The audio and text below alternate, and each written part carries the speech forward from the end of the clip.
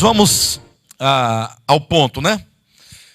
A leitura da palavra de Deus, e não somente do Apocalipse, mas de qualquer outro livro, né? Seja de Gênesis, ou do Apocalipse, ou dos Evangelhos, não importa. A leitura carece de uma leitura hermenêutica, de uma interpretação hermenêutica. E eu sei que essa palavra, ela soa um pouco muito técnica, né? Mais usadas em seminários e faculdades de teologia, mas é uma palavra extremamente necessária. Uma vez que a palavra hermenêutica, ela fala de um processo de leitura. No sentido de que muitas pessoas leem a Escritura e cada qual procura dar a ela o significado que eles querem. Até porque quando a pessoa se aproxima de um texto, ela já traz uma bagagem de informações, né, no bojo da sua tradição. Então todos aqui, ninguém pode aqui falar que é desprovido de qualquer conhecimento teológico ou que seja escatológico.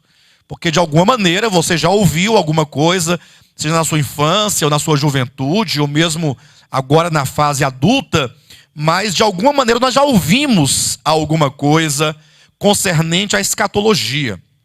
Mas veja, se o meio cristão evangélico é um poço de contradição no que diz respeito a doutrinas bíblicas, ou seja, se o mundo cristão evangélico ele está aí multifacelado em milhares e milhares de vertentes e de crenças e de doutrinas diferentes umas das outras, não somente diferentes, mas sobretudo antagônicas, contrárias, porque um grupo vê de um modo, o outro vê de outro, e um terceiro já vê de uma terceira maneira, e cada qual afirma ter a verdade.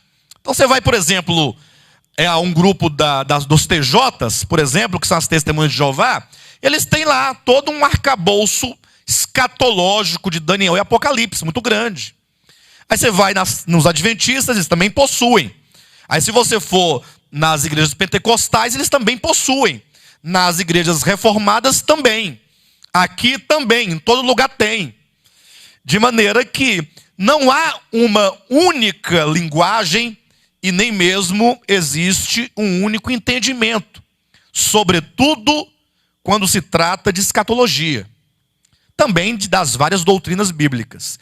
E aí fica aquela confusão e você fica perguntando, ora, o que é a verdade afinal? Quem fala a verdade afinal?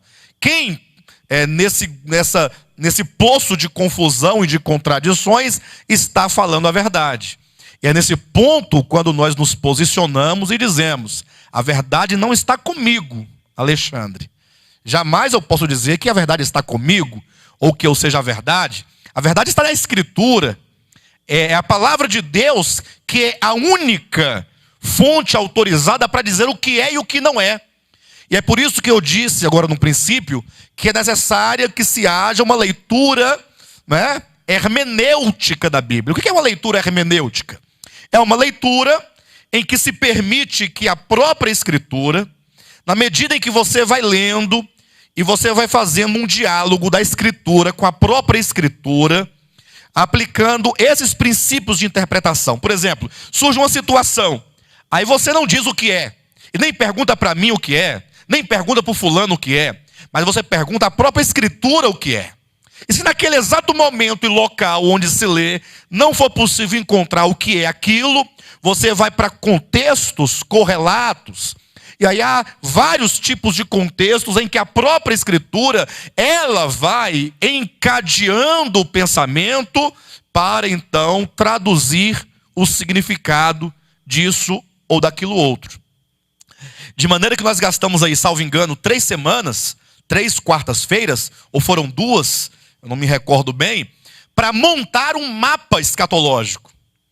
Porque o mapa, ele não te permite você simplesmente dizer aquilo que você quer dizer. O mapa, ele vai localizar cada profecia dentro de um período, de um tempo.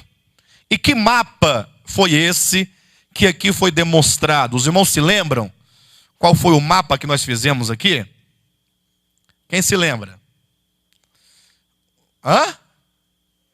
O mapa das 70 semanas de Daniel.